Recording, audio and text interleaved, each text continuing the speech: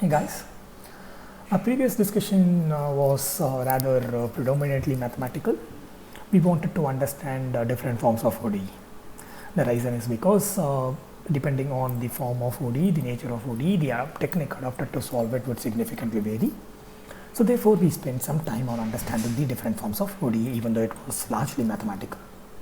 And one other reason is when we are studying a physical problem, it is not always given that the ODE that relates to the given physical problem will be just of one form.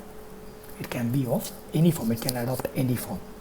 So therefore, when we want to solve an ODE that relates to a physical problem, then the first step towards solving it is to identify what form of ODE it is, and therefore we spent some time in understanding the different forms of ODE in the previous session.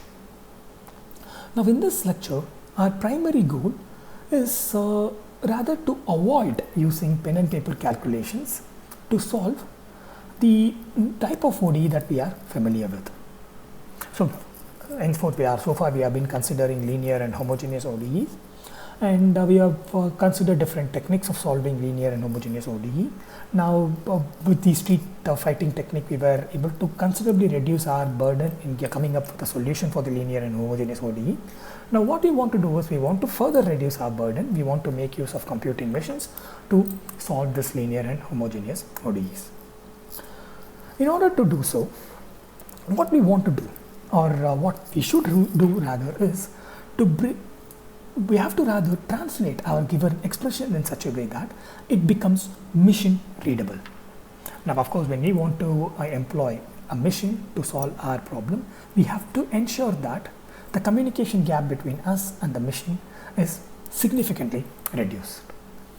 When we are writing a given problem, we write it in a way that is understandable to us. That is rather in a way which we can rather refer back and completely gain or comprehend what is happening to our system.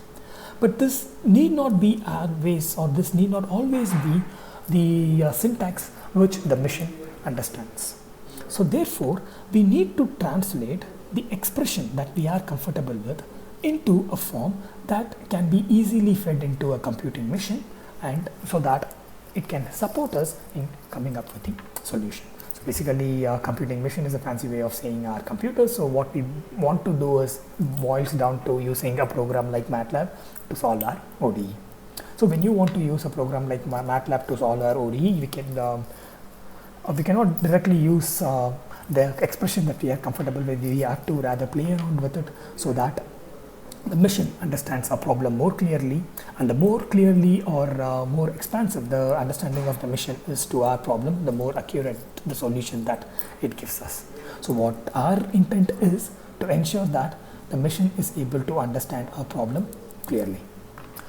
In order to do that, what we will be attempting to achieve in this lecture is we want to translate the given expression in such a way that it is palatable for the machine. The machine can understand it easily and clearly. So we want to rewrite this linear homogeneous ODE in such a way that the machine can easily understand them and give us the accurate answer.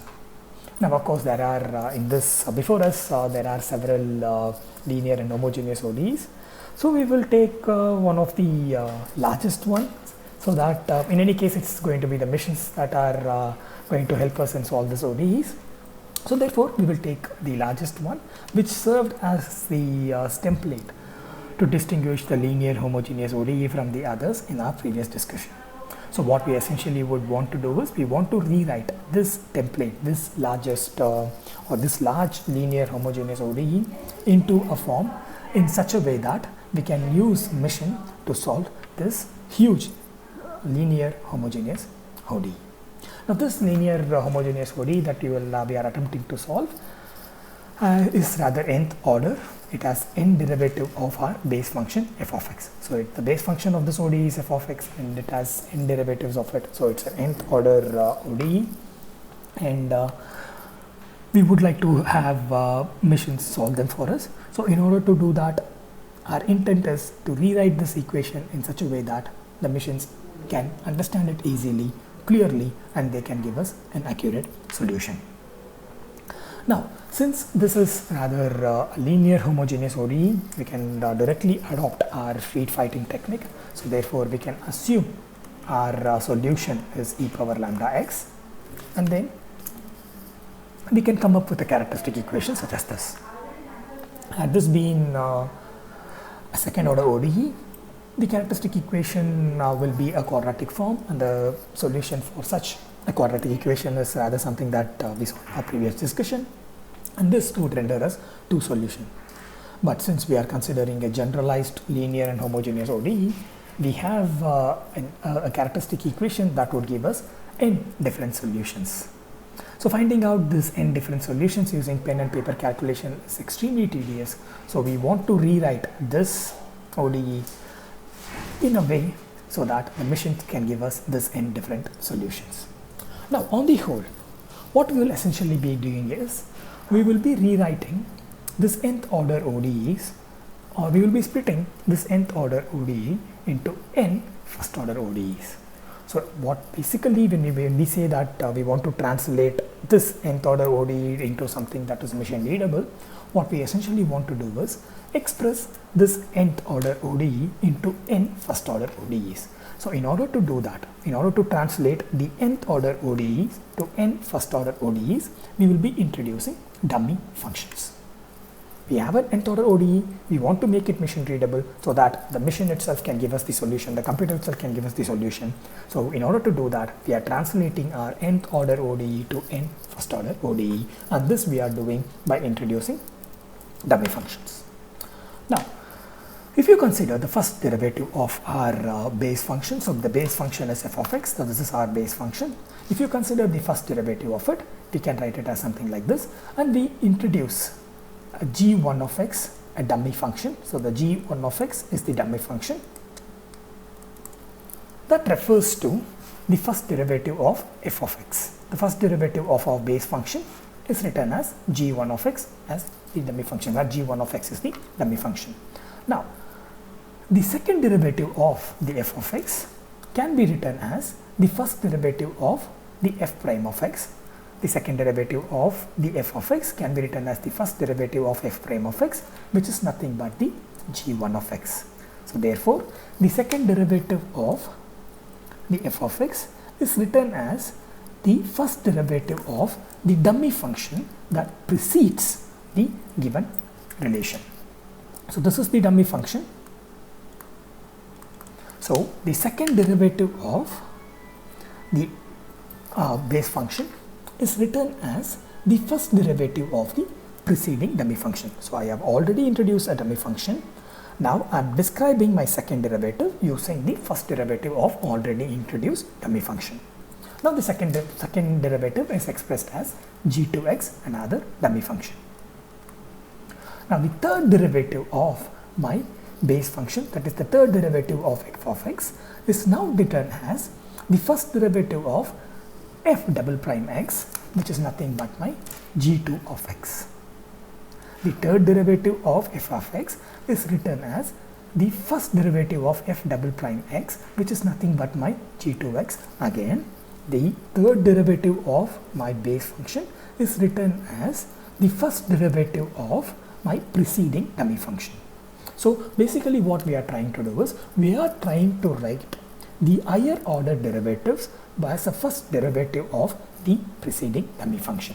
So the second derivative was written as the first derivative of g1x. The third derivative of f of x was written as the first derivative of g2x. So this can be carried out sequentially. The higher order derivative is written as the first derivative of the preceding dummy function. So if we carry out this sequentially, writing the higher order derivative as the first derivative of the preceding dummy function, you end up representing all the orders of the function that pertain to our original ODE. All the derivatives of the base function can be written as the first derivative of the preceding dummy function. So you have your preceding dummy function. A higher derivative of our base function can be written as the first derivative of the preceding dummy function. So these are our preceding dummy functions. So we are using these dummy function to rewrite higher derivatives as the first derivatives. So we have a huge linear homogeneous ODE, and this huge linear homogeneous ODEs have higher order or higher derivatives of my base function. Now these higher derivatives of the base function are written as the first derivative of the preceding dummy functions that we have introduced. Now all these are relations that helps us in writing the higher derivative of my function into the first derivative of my dummy function is encapsulated here, and using this representation of my higher order derivatives, using the first order derivative of or first derivative of my dummy function, this original linear homogeneous ODE using the dummy functions can be expressed as something like this, because there is an A1 missing here. So as the first step towards translating my huge linear homogeneous ODE so that the machines can easily read them, I'm rewriting my original homogeneous linear ODE into or using my dummy functions.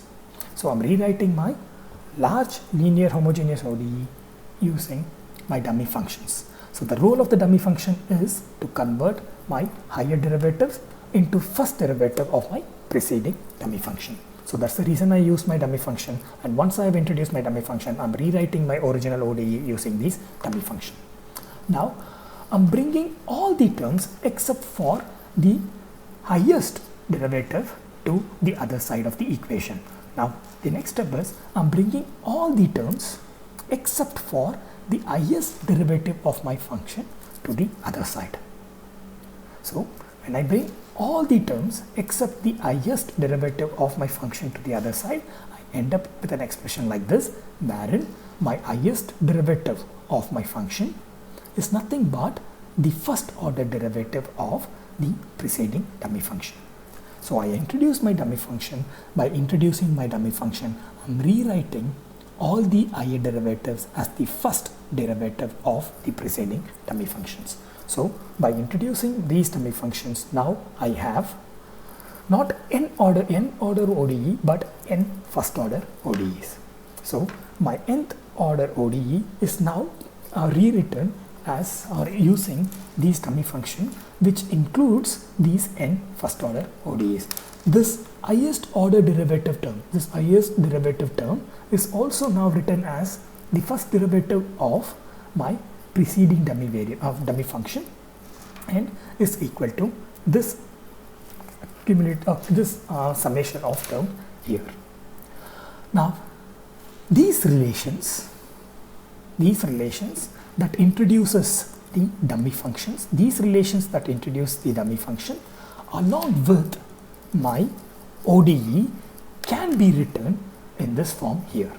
So this matrix representation includes these relations that introduce my dummy functions, introduces my dummy functions, and my original linear homogeneous ODE. Both these are either introduced or both these are cumulatively represented in this matrix equation.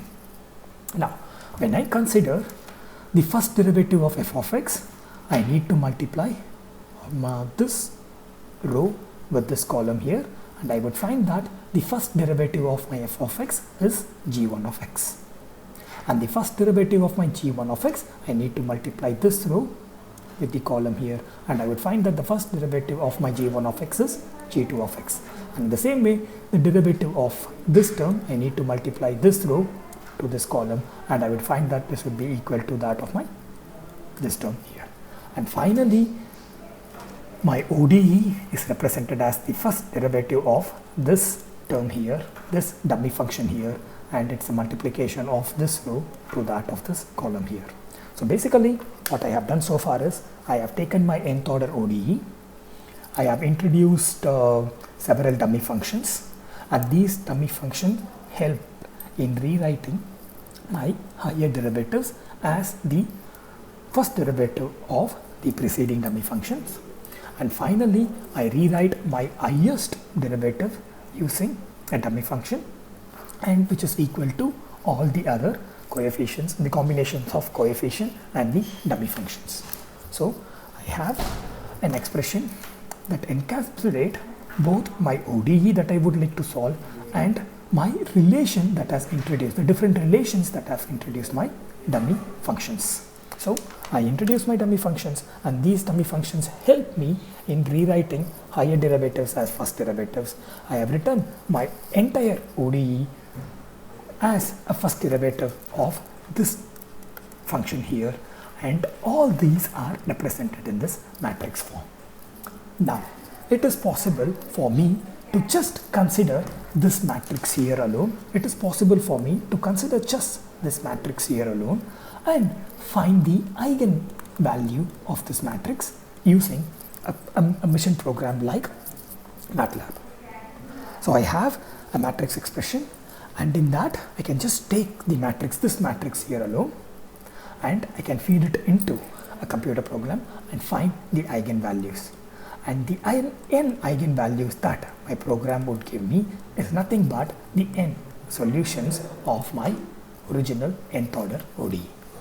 So basically what I have done is I have found the eigenvalues of a given matrix, and the eigenvalues of the matrix now serves as the solution for my nth order ODE.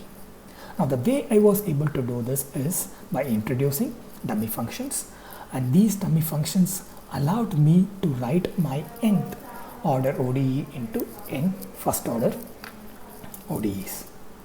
And these relations, these n first order ODEs that introduced my dummy functions along with my original ODE, I was able to write it in this form here, in this matrix multiplication form. And when I consider the central matrix and find the eigenvalues of it, this turns out to be the solutions for my original nth order ODE. So instead of trying to break my head and solving my characteristic equation, I can come up with this matrix here and introduce this matrix in any computer program, any program like MATLAB, and then find the eigenvalues of it, and the eigenvalues I get is nothing but the solution of my nth order ODE. So to sum it all up, I have an nth order ODE and I want to find the solutions of this ODE. In order to do that, I introduce dummy functions. I introduce these dummy functions by translating my nth order ODEs to n first order ODEs. So when I translate to n first order ODEs, I get n relations.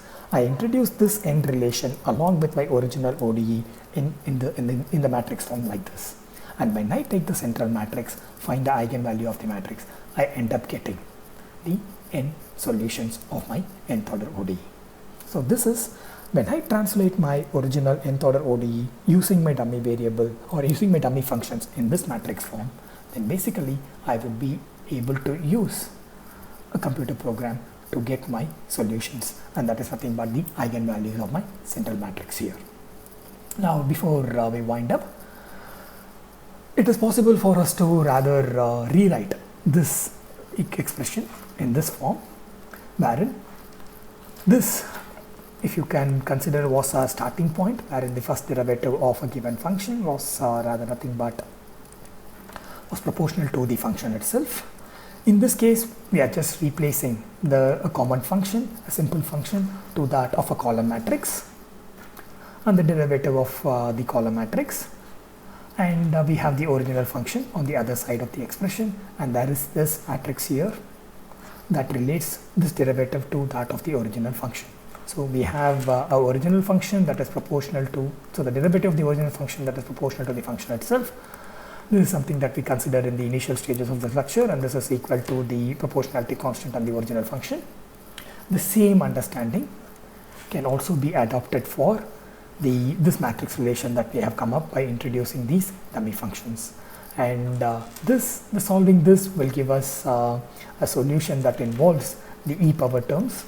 The same way, we can treat this expression as well and end up having this solution here, wherein n different solutions that you get are nothing but the eigenvalues of this matrix. So this is just a way of understanding how eigenvalues come up, or eigenvalues are able to solve the solutions of my nth order matrix or nth order ODE.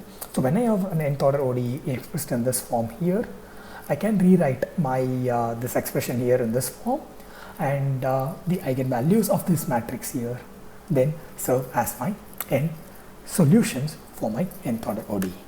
So introducing dummy variables and translating my nth order ODEs into n first order ODEs can allow me to use the MATLAB to find the eigenvalues of the matrix, which will be the n solutions of my nth order ODE. So with this we will wind up this lecture, and we will move on to the other forms of ODE in the upcoming sessions. Goodbye.